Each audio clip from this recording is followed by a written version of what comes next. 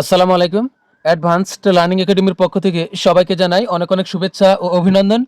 সুপ্রিয় নবম ও দশম শ্রেণীর শিক্ষার্থীরা, আজ সমাধান করব তোমাদের গণিত বইয়ের অনুশীলনী 17 অর্থাৎ পরিসংখ্যান এই অধ্যায়ের অঙ্ক নং 7। এটা দেওয়া আছে তোমাদের 2026 সালের গণিত বইয়ের পৃষ্ঠা 343। 7 নং প্রশ্ন থেকে দেওয়া আছে, কোনো বিদ্যালয়ের বার্ষিক পরীক্ষায় নবম শ্রেণীর 50 জন শিক্ষার্থীর গণিতে প্রাপ্ত নম্বরগুলো নিম্নরূপ। এখানে কোনো বিদ্যালয়ের বার্ষিক পরীক্ষায় নবম শ্রেণীর 50 জন শিক্ষার্থীর গণিতের প্রাপ্ত নম্বর দেওয়া আছে। এখানে মোট নম্বর দেওয়া আছে 50টি। তো প্রদত্ত তথ্যটির এখানে আমাদেরকে 3টি অঙ্ক সমাধান করতে হবে। তো ক নং প্রশ্ন থেকে বলছে প্রদত্ত তথ্যটির ধরন কীরূপ। এরপর বলছে কোন নিবেশনে একটি শ্রেণীর গণসংখ্যা কী নির্দেশ করে। তো ক নংয়ে আমাদেরকে 2টি প্রশ্নের উত্তর দিতে হবে। তো প্রথম অংশে বলছে প্রদত্ত তথ্যটির ধরন কীরূপ। তো শুরুতে আমরা ক নং অঙ্কটির সমাধান করব। প্রদত্ত তথ্যটির ধরন কীরূপ এর উত্তরে আমরা লিখব, প্রদত্ত তথ্যটি সংখ্যাসূচক তথ্য এবং এগুলো পরিসংখ্যানের উপাত্ত। এটা হবে প্রথম অংশের উত্তর। তবে এখানে তুমি যদি দিতে পারো যে এগুলো পরিসংখ্যানের অবিন্যস্ত উপাত্ত, তাহলে আরও ভালো হবে, কারণ এখানে এলোমেলো দেওয়া আছে। এরপরের অংশ থেকে কী বলছেন, কোনো নিবেশনে একটি শ্রেণীর গণসংখ্যা কী নির্দেশ করে। তো এটা আমরা জানি যে কোনো নিবেশনে একটি শ্রেণীর গণসংখ্যা ওই শ্রেণীতে বিদ্যমান নির্দিষ্ট বিষয়বস্তুর সংখ্যা নির্দেশ করে। অর্থাৎ আমরা সবসময় জানি গণসংখ্যা কোনো নির্দিষ্ট বিষয়বস্তুর সংখ্যাকে সবসময় নির্দেশ করে। তো এরপর আমরা সমাধান করব যে খ নং প্রশ্নের। খ নং প্রশ্নে বলছে উপযুক্ত শ্রেণীব্যাপ্তি নিয়ে গণসংখ্যা নিবেশন সারণী তৈরি করো। তো সারণী তৈরি করার প্রথম ধাপটি হলো কি, পরিসর বের করা। তো এখন আমরা খ নং প্রশ্নের সমাধানের শুরুতেই আমরা পরিসর বের করব। এখন আমরা খ নং অঙ্কটির সমাধান করব। তো শুরুতে আমরা পরিসর বের করব। তো আমরা জানি যে উপাত্তের পরিসর সমান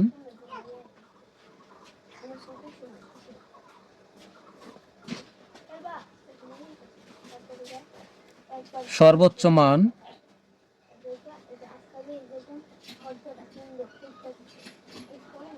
বিয়োগ সর্বনিম্ন মান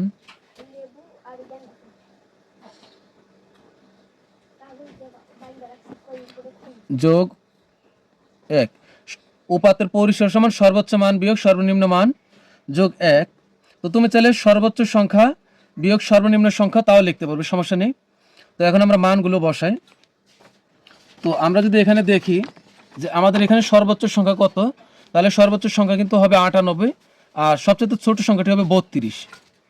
তাহলে আমরা মান বসাই, সর্বোচ্চ মান হলো 98 আর মাইনাসের মাইনাস, সর্বনিম্ন মান হলো 32। এভাবে ব্র্যাকেট দিয়ে ওই +1 এটা বসাই দিব এখানে। তো এখানে হবে 98 থেকে 32 বিয়োগ করলে হবে 66 আর যোগ হলো 1, তো এখানে হবে 67 এখানে। তো এখন আমরা শ্রেণী ব্যাপ্তি কত ধরবো, শ্রেণী ব্যাপ্তি বা শ্রেণী ব্যবধান এখন আমরা ধরবো 10। যখন পরিসর 40-এর চেয়ে বেশি হবে তখন আমরা শ্রেণী ব্যাপ্তি বা শ্রেণী ব্যবধান 10 ধরলে আমাদের জন্য সুবিধা হবে। আর 40-এর চাইতেও কম যদি হয় সেক্ষেত্রে আমরা 5 ধরলে আমাদের জন্য সুবিধা হবে। তো এখন শ্রেণী ব্যাপ্তি 10 ধরে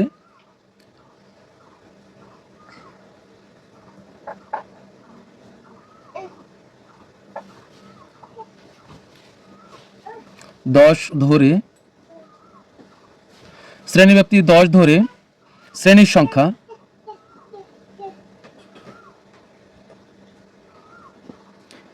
শ্রেণীব্যাপ্তি 10 ধরে শ্রেণীর সংখ্যা হবে এই পরিসর এখানে যত এই 67, একে আমরা এই শ্রেণীব্যাপ্তি যত ধরবো তত দ্বারা ভাগ করব। তো এখানে হবে 6.7, ভাগ করলে 67কে 10 দ্বারা তাহলে হবে 6.7। তো এটা আমরা লিখবো যে সূত্র বা সরাসরি আমরা 7 লিখে দিব, কেননা এই শ্রেণীর সংখ্যা কখনোই দশমিক আকারে রাখা যায় না, এটাকে পূর্ণ সংখ্যায় লিখতে হবে। তাহলে 6-এর পরের সংখ্যাটি হলো 7। এখানে যদি 7.7 বের হতো তাহলে আমরা নিতাম কিন্তু 8। অর্থাৎ দশমিকের পর যদি কিছু বের হয় তাহলে আমরা তার পরের সংখ্যাটি নিব। এর মানে এই নয় যে এখানে 6-এর পরে এখানে 0.7 আছে এজন্য মনে হয় আমরা 7 নিলাম, তা না।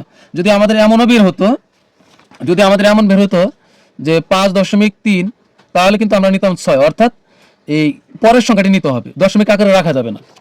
তার মানে আমরা নিব হলো 7। আমরা শ্রেণীর সংখ্যা পেয়েছি হলো 7টি। আসলে শ্রেণীর সংখ্যা কি? শ্রেণীর সংখ্যা হলো গণসংখ্যা সারণীর জন্য আমরা যেভাবে স্কেল দিয়ে দাগ টানি, এভাবে কতগুলো সারি টানবো, এগুলো হলো আমাদের শ্রেণীর সংখ্যা।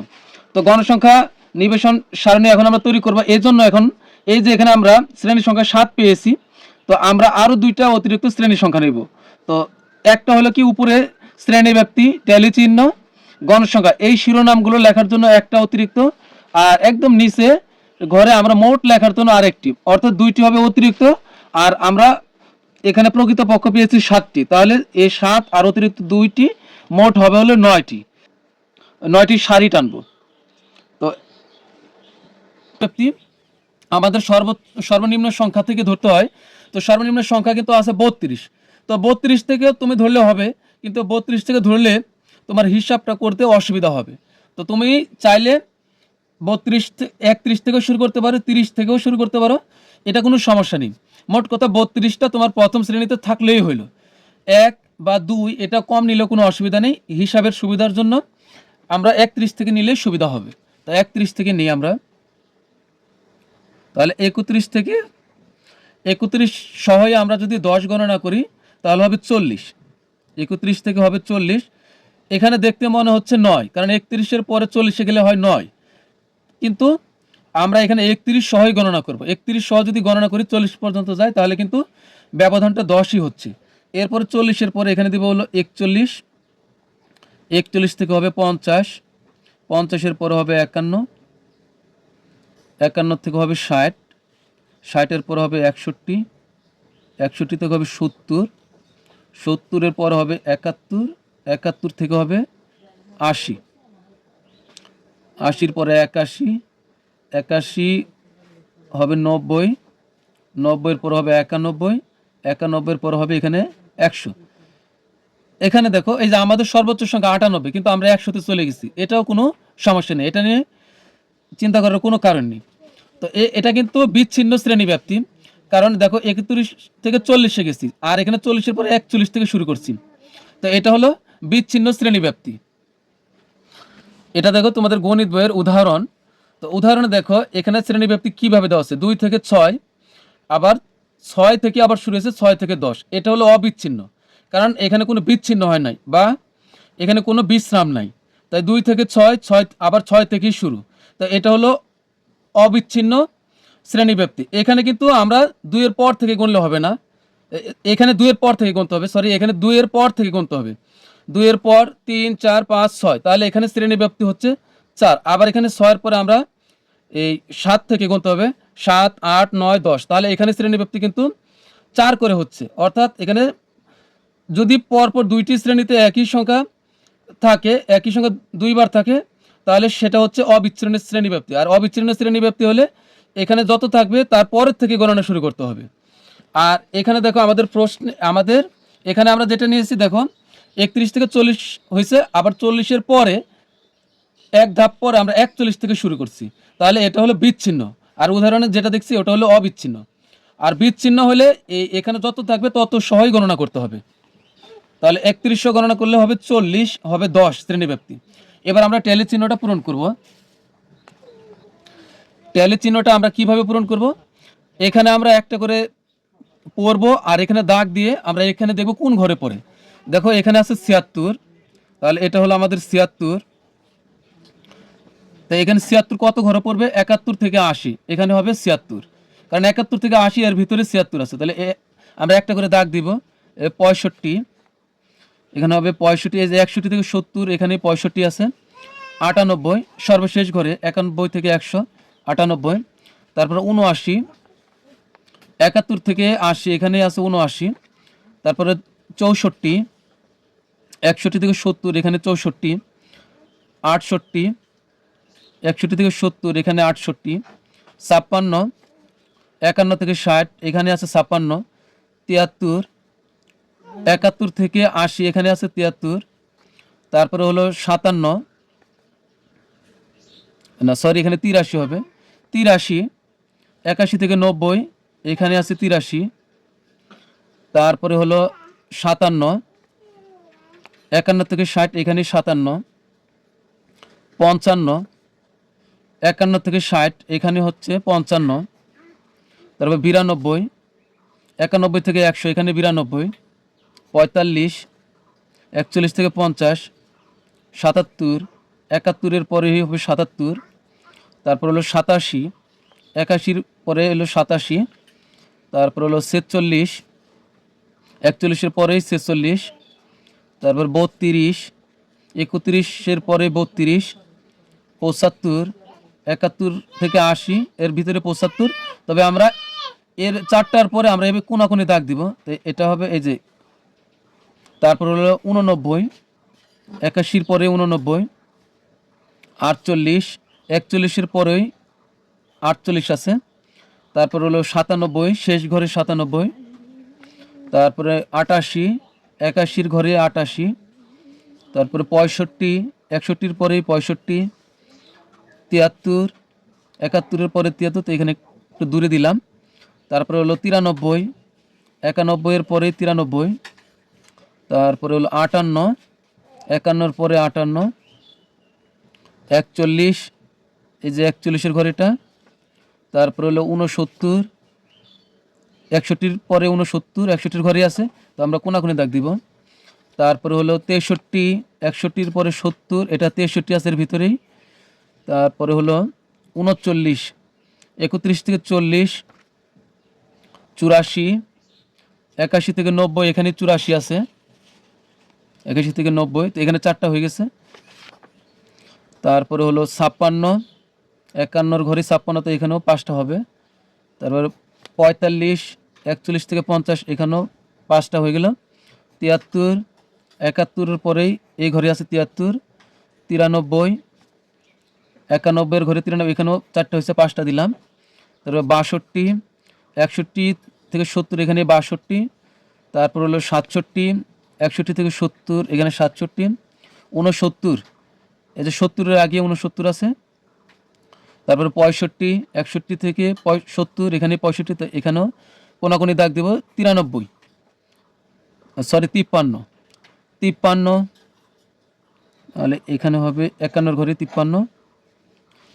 তারপর 78, 71 থেকে 80, এখানে 78, 64, 61 থেকে 70, এখানে আছে 64, 85, 81 থেকে 90, এখানেই আছে 85, 53, 51 থেকে 60, এখানে 53, তারপর হলো 73, 71 থেকে 80, এখানে 73, তারপর 34, প্রথম ঘরে 34, তারপরে 75, 71 থেকে 80, এখানে 75, তো 5টা। 82, 81 ঘরেই 82, 67, 61 থেকে 70, এখানে 67, তারপর হবে 62, 61 পরে 61 থেকে 70, এখানে আছে 62। এখন আমরা এই সবগুলো এগুলো যোগ করে দিব, যোগ করে আমরা গণসংখ্যার ঘরে বসাবো। তবে এখানে হবে 3, তারপরে এখানে হবে 5, 5 আর 2 হবে 7, 5 5 10 আর 3 13, তারপরে 5 5 হবে 10, 5 আর 2 হবে 7, আর এখানে আছে 5। এখন সবগুলো যোগ করবো আমরা গণসংখ্যার ঘরে। 5 আর 3 হবে 5 আর 3 হবে 8, 8 আর সাথে 15, 15 আর 13 হবে 28, 28 আর 10 হলো 38, 38 এর সাথে হবে 45, আর 5 হবে 50। তাহলে এখানে লিখবো মোট, মোট দিয়ে একটা কমা দিয়ে পরে এন লিখবো। আমরা গণসংখ্যাকে এন দ্বারা প্রকাশ করি, গণসংখ্যার সমষ্টিকে। তাহলে এখানে হবে এন সমান হবে 50। তাহলে এটা আমাদের গণসংখ্যা নিবেশন সারণী তৈরি হয়ে গেল। তো এখানে আমাদেরকে বলছিল কি, এই যে খ নং প্রশ্নে উপযুক্ত শ্রেণীব্যাপ্তি নিয়ে গণসংখ্যা নিবেশন সারণী তৈরি করো। তাহলে কিন্তু আমাদের খ নং প্রশ্নের সমাধান হয়ে গেল। তো এখন সমাধান করবো হলো গ নং প্রশ্ন। গ নং প্রশ্নে বলছে সংক্ষিপ্ত পদ্ধতিতে প্রাপ্ত নম্বরের গড় নির্ণয় করো। তো এখন আমরা গ নং অঙ্কটি সমাধান করব। গ নং প্রশ্নের সমাধানে সংক্ষিপ্ত পদ্ধতিতে গড় নির্ণয়ের জন্য আমাদের সারণী লাগবে। তো সারণীর মোট উপাদান হবে কয়টা? সারণীর মোট উপাদান হলো 5টি, 1 2 3 4 5। লাগবে শ্রেণীব্যাপ্তি, মধ্যমান বা মধ্যবিন্দু, গণসংখ্যা। মধ্যমানকে আমরা এক্স আই দ্বারা প্রকাশ করি, লাগবে গণসংখ্যা যাকে আমরা এফ আই দ্বারা প্রকাশ করি। ধাপ বিচ্যুতি লাগবে, যার সংক্ষিপ্ত রূপ হলো ইউআই।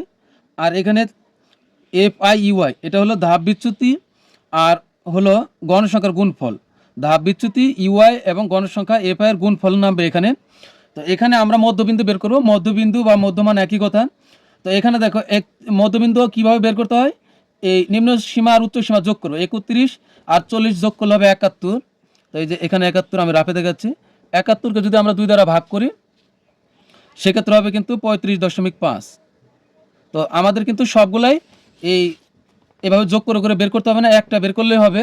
তো এখানে হবে 35.5। এখন আমাদের এখানে শ্রেণীব্যাপ্তি আমরা কত ধরেছিলাম, শ্রেণীব্যাপ্তি ধরেছিলাম কিন্তু 10। তাহলে এই 35.5 এগুলোর সাথে আমরা 10 করে যোগ করতে করতে বাড়তে বাড়তে আমরা নিচের দিকে নেমে আসবো। তো 35.5 এখানে হবে 10 যোগ করলে 45.5, তারপরে এখানে হবে 55.5, পরে এখানে হবে 65.5, 75.5, পরে 85.5, শেষ হবে 95.5। তো এটাই কিন্তু আমাদের মধ্যবিন্দু। আর শ্রেণীব্যাপ্তি এখানে আমাদের ওই যে খ নং প্রশ্নে আমরা যে গণসংখ্যা নিবেশন সারণী তৈরি করেছিলাম, শ্রেণীব্যাপ্তিটা হুবহু আমরা ওইখান থেকে উঠাই দিব। আর গণসংখ্যা যা পেয়েছিলাম ঠিক তাই এই সারণীতে সংক্ষিপ্ত পদ্ধতিতে গড় নির্ণয়ের সারণীতে আমরা গণসংখ্যা এই খ নং থেকেই হুবহু দেখে দেখে আমরা উঠাই দিব। এখন আমরা ধাপ বিচ্যুতি বের করব। তো ধাপ বিচ্যুতি বের করার আগে আমাদেরকে একটা জিনিস জানতে হবে, সেটি হলো যে সংক্ষিপ্ত পদ্ধতিতে গড়ের সূত্র হলো A plus summation F I U I by N into H. এখানে সর্বপ্রথমে গড় নির্ণয় করার জন্য সর্বপ্রথমে আমাদেরকে এটা আগে খুঁজে বের করতে হবে, এ কোথায় আছে, এর মানটা কোথায়। তো এর জন্য আমরা চলে যাব, একটু ভালো করে খেয়াল করো। এর জন্য আমরা এ বের করার জন্য সর্বপ্রথমে আমরা যাব গণসংখ্যার ঘরে। দেখব যে ঘরে গণসংখ্যা সবচাইতে বেশি সেই ঘরের বাম দিকে যে মধ্যবিন্দু বা মধ্যমান আছে এটাই হলো আমাদের এ। আমরা এখানে এটা চিহ্নিত করে রাখবো, এটাই হলো আমাদের এ। এরপরে এখন এফ আই ইউআই, এরপরে আমরা এই যে ঘরে আমরা গণসংখ্যা সবচেয়ে বেশি দেখব তার বাম দিকে আমরা এ বের করব। আর গণসংখ্যা যেখানে বেশি তার ডান দিকে আমরা একটা শূন্য দিব। এখানে আমরা ধাপ বিচ্যুতির ঘরে একটা শূন্য বসাবো। এইবার এই শূন্য থেকে আমরা উপরের দিকে -1 -2 লিখতে লিখতে উপরের দিকে যাব, যত ঘর আছে এখানে হবে -1 -2 -3, যদি আরও থাকতো তো আরও লিখতাম। আর নিচের দিকে হবে কি +1 +2, এই যে শুধু 1 মানে এটা +1ই, 1 2 3। তো এখন আমরা এই গণসংখ্যা আর ধাপ বিচ্যুতি আমরা গুণ করে করে এখানে লিখব। তো 3 × 9, এখানে মাইনাস থাকার কারণে মাইনাস হবে, 5 × 10, এখানে মাইনাস আছে তাই এখানে মাইনাস হবে, আর 7 কি হবে 7, আর এখানে 13 আর 0 গুণ করলে কিন্তু 0ই হবে, কারণ 0-এর সাথে কোনো কিছু গুণ করলে 0ই হয়। 10 × 10, 7 × 14, 3 × 5 = 15। তো এখন আমরা আলাদা এক জায়গাতে আগে যোগ করবো এগুলো। এখানে হচ্ছে আগে প্লাসেরগুলো যোগ করি, 10 আর 4 10 আর 14 হলো 24, আর 15 হলো 39। তো এটা হলো আমাদের প্লাসের 39, আর এটা হচ্ছে 10, 9 আর 10 হলো 19, 19 আর 7 হলো 26। তো এখানে আমরা 26 বিয়োগ করব, কারণ দুই ধরনের চিহ্ন, তাহলে আমরা কমাই দিব অর্থাৎ বিয়োগ করব। তাহলে এখানে হবে 6 আছে 9 পাবো 3 হলে, আর এখানে 1, তার মানে থাকবে হলো 13। এটাকে আমরা লিখব summation F I UI. Summation মানে হলো সমষ্টি, এফ আই ইউআই। তো এখানে আমরা পেলাম হলো 13। তো এখন লিখব সুতরাং গড়,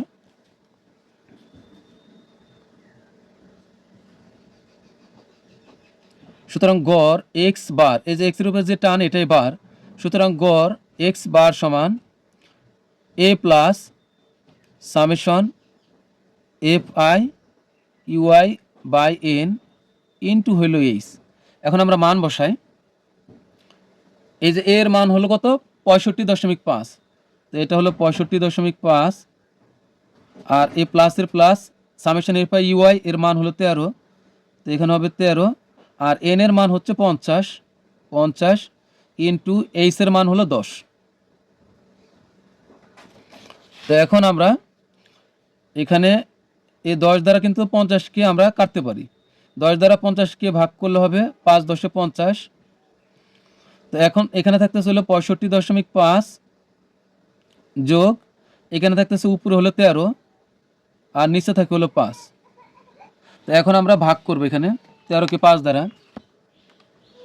13/5, তাহলে এখানে হবে 2.6। তো এখানে যা আছে তাই রাখবো, 65.5 যোগ হলো 2.6, তাহলে 2.6 যোগ 65.5, তাহলে এখানে হবে 68.1। 68 দশমিক না সরি 68.1, আমি 61 লিখতেছি, তাহলে এখানে হবে 68.1। তো এটা আমাদের এখানে গড়ের সাথে আমাদের একটা জিনিস লিখে দিতে হবে, অঙ্কটা আসলে কি ব্যাপারে। অঙ্কটা হলো নম্বরের, পরীক্ষার নম্বরের ব্যাপারে। তাহলে এখানে আমরা লিখে দিব যে নম্বর। তাহলে এটাই কিন্তু আমাদের উত্তর। তো প্রিয় শিক্ষার্থীরা, আজকের মতো আমাদের ক্লাস এখানেই শেষ।